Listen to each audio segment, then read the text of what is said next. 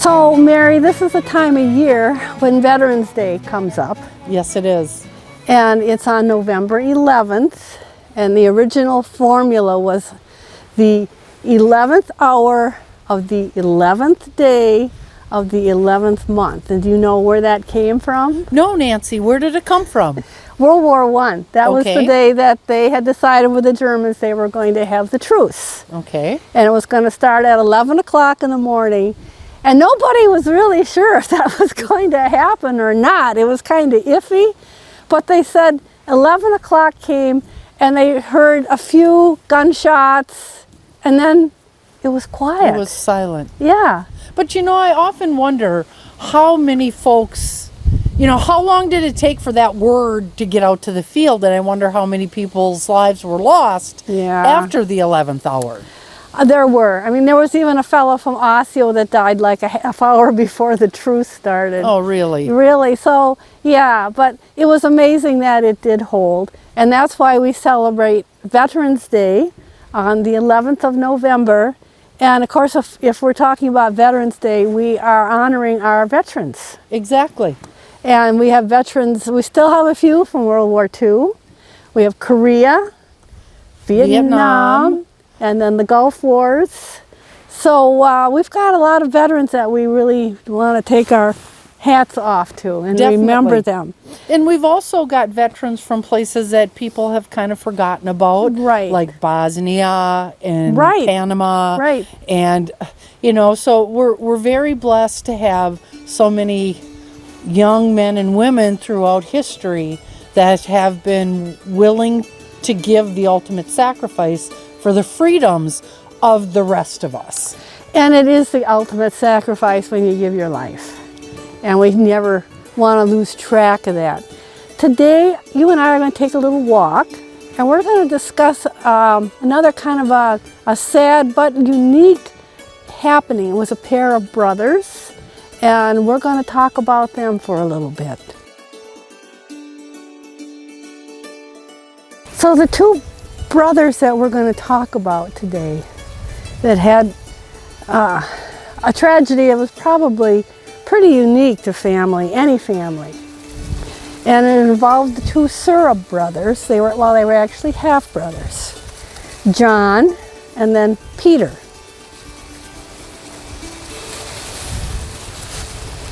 Now their father, Peter Sura Jr., had come to this country from Poland.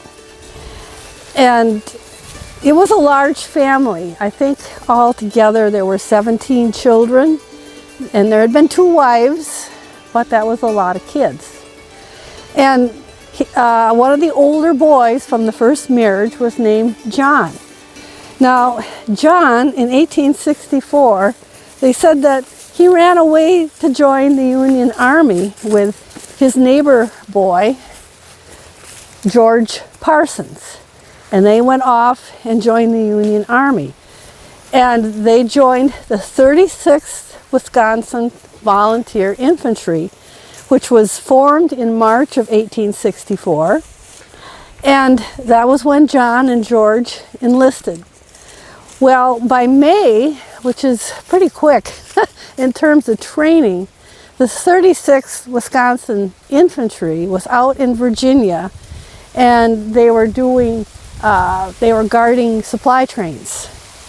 Now, early May and June of 1864 was the time when Ulysses S. Grant had taken over the Union armies. He was the leader. Lincoln thought this was the guy that was going to do it and was going to bring an end to the war.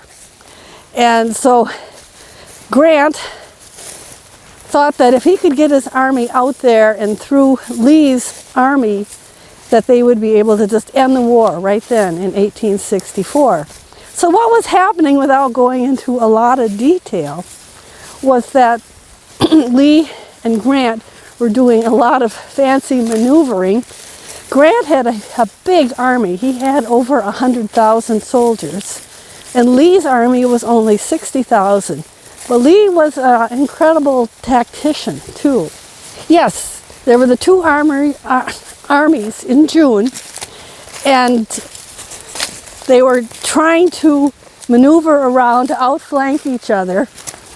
Grant was really trying to get around Lee, but Lee had gotten a pretty good situation where he was up on higher ground and he had his men dig trenches, and then along the top of the trenches they put down logs so that the men could shoot their rifles between the dirt of the trench and the log, and that way they were pretty well covered. So on the 3rd of June, which was a blisteringly hot day, the 36th Wisconsin Infantry was told that they were going to have to attack Lee's soldiers uphill and behind this trench. And so they did. And it was an absolute slaughter, Mary, absolute slaughter. They said in a half hour, 6,000 men were killed because the Union troop, they were just charging out there, attacking without any cover at all.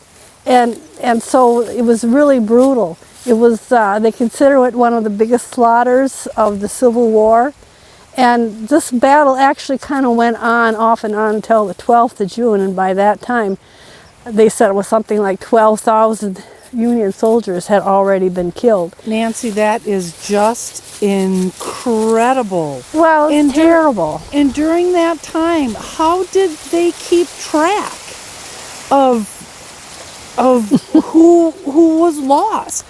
Well, that's an excellent question, because the soldiers pretty much knew on the June 2nd what they were going to be asked to do. And a lot of them were feeling quite, not very lucky about their chances the next day. And this was before they had the dog tags. So they said the men were writing their names on slips of paper and then sewing it to their uniform. So, they could be found and their families could be told, because a lot of them had a feeling that they weren't going to make it. And as it turns out, a lot of them didn't. Now, we don't know exactly what happened to John Sura. Now remember, these were really green troops. If they had been enlisted at the end of March, and this was the 3rd of June, that wasn't a whole lot of time for training. And John, apparently, we're not sure if he was killed that day at Cold Harbor or if he was wounded. Whatever the case, he was deceased at some point. And a few years after the war, his friend George Parsons, who had become a prisoner of war after Cold Harbor, had written an affidavit for Peter Sura Sr., saying that he had fought shoulder to shoulder with John at Cold Harbor, and that he had seen him fall, and then that was it. That was the last time he ever saw him. So John Sura's body was never recovered, or it was put into a grave where it was not identified. But it was really very sad, and kind of the ironic thing is that a lot of the people that came here from Poland, one of the reasons for coming to the United States was at that time Poland was being controlled by the Prussians, and they were very militaristic, and they would draft Polish boys into their army. And some said that they put the Polish boys in the front lines. Don't know if that's true or not, but it was one of the reasons that they came to the United States, was to keep their sons out of the Prussian army. So it's really sad that the Suras came to this country, but John went off, joined the war effort, and was killed. So that was John Sura, and that was 1864. And actually, for the time, if you want to get on your computer and check, their record keeping was really pretty good. But Cold Harbor was such a slaughter, I think they just couldn't keep very good records. And some people just had to remain unaccounted for, and that was John. And the worst thing was that this battle happened on June 3rd, and it was a hot day, very hot. And it took at least 3 days before they were able to actually go out and bring the bodies of those killed and those that were wounded back in. So you can imagine how horrible that was. So now the other brother that we're going to talk about, Mary, is Peter Sura Jr., more or less.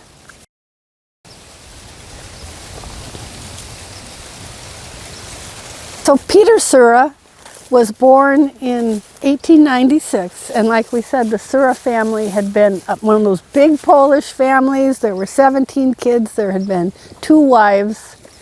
And I'm not sure when Peter Sura Sr. died, but there was quite a span there between the children he had with the first wife and then the second wife. Anyway, Peter Jr.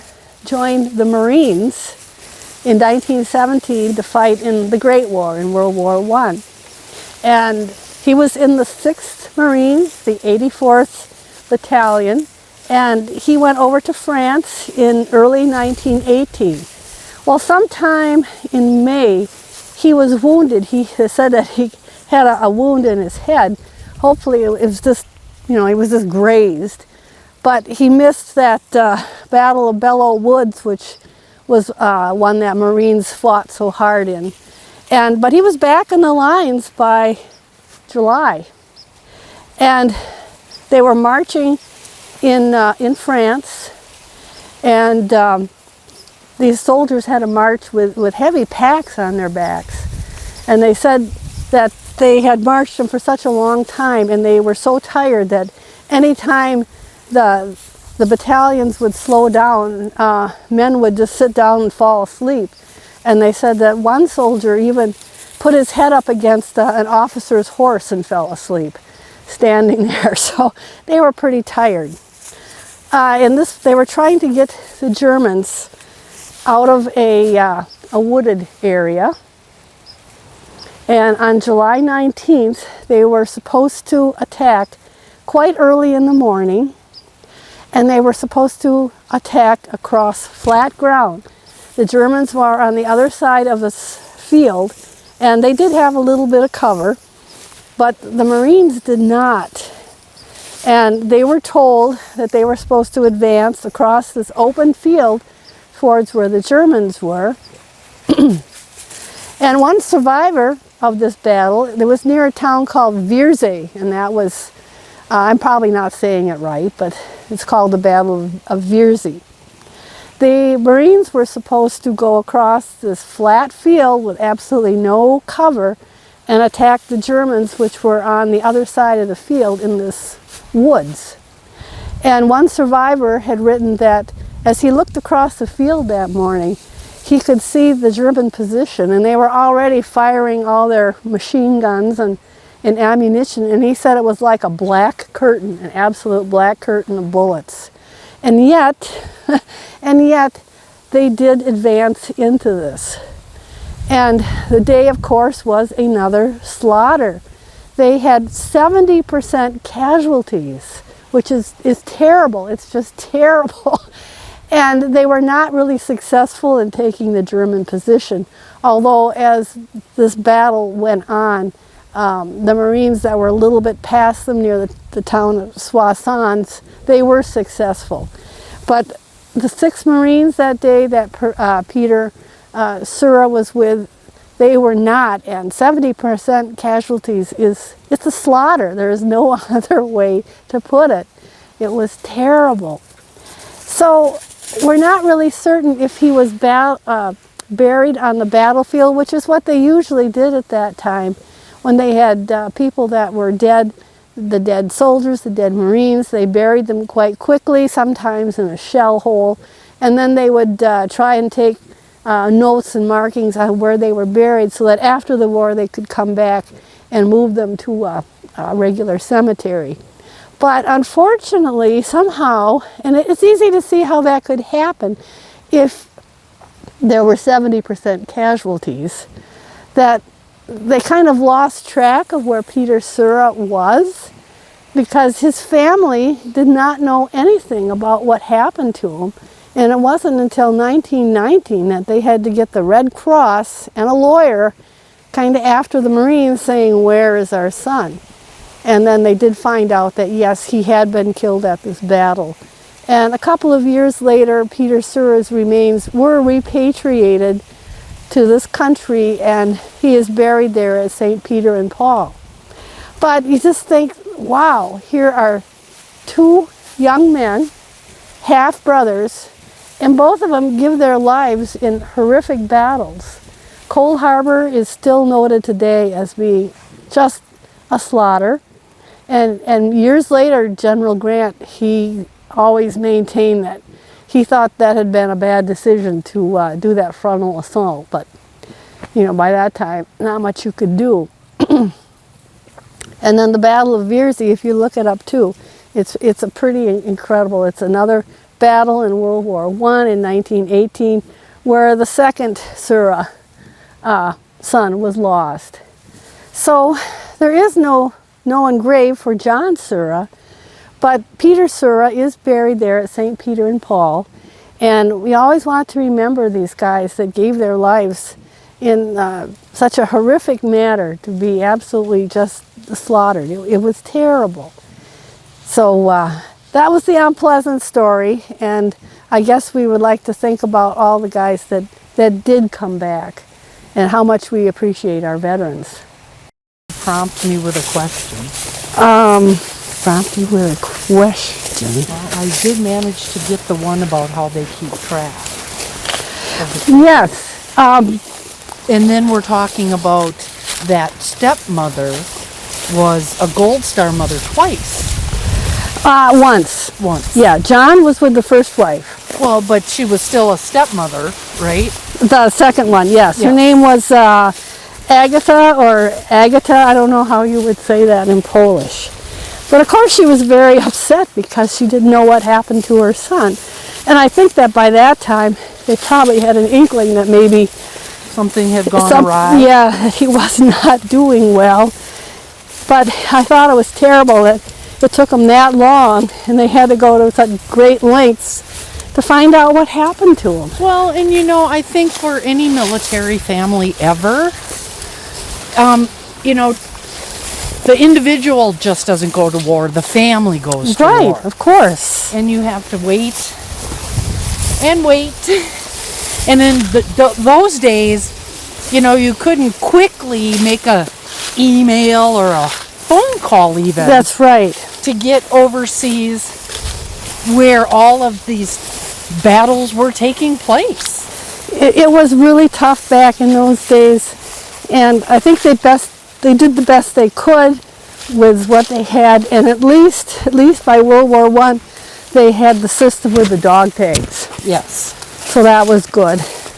I guess the other thing we want to think about today quickly, Mary, is to thank all of those military, soldiers, sailors, Marines, Air Force, the people that support them, the people that drive the trucks, that haul the food out to the troops, that haul the ammunition, all the support that goes in to keeping, you know, maintaining things in the military. That's a huge, huge job. Well, and even the dogs, because they use dogs now for sniffing out bombs. Right, right. And I mean, if you think about like the horse brigades, that takes a lot to take care of a working horse. Infantry especially were dependent, you know, on cavalry and goods being brought in by wagons pulled by horses.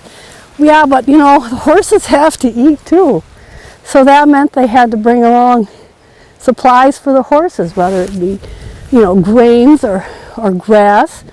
And they certainly had to have farriers there to take care of their feet. That was a huge, huge process, and I think sometimes we just forget about all the support that is needed to keep the troops in the field, and even when they're not in a battle situation, still to keep our troops wherever they are stationed, to keep them in good repair.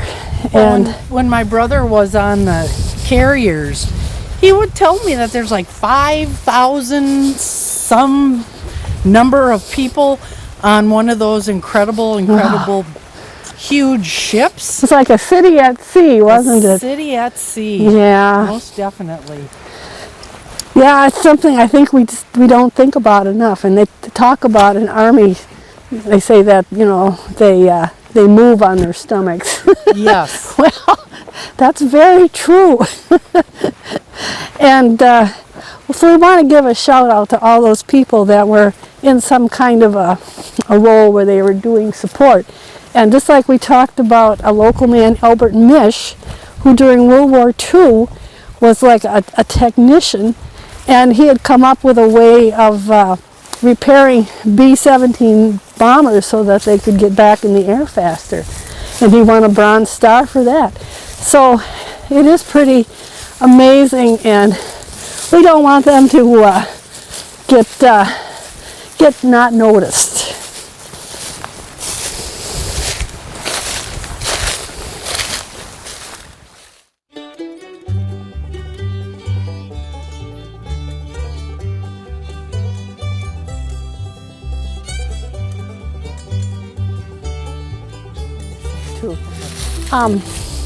And for people that are interested in battles like Cold Harbor or Virzi, you can go on the internet, and if you go on YouTube in particular, there's a lot of really good videos there that talk about the different battles and you know, the whole way the troops were deployed and what was going on in great detail. So if you have that interest, by all means, just Google it